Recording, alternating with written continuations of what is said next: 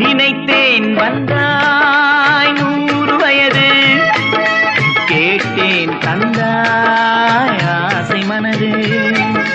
நினைத்தேன் வந்தாய் 100 வயது, கேட்டேன் தந்தாய் ஆசை மனது.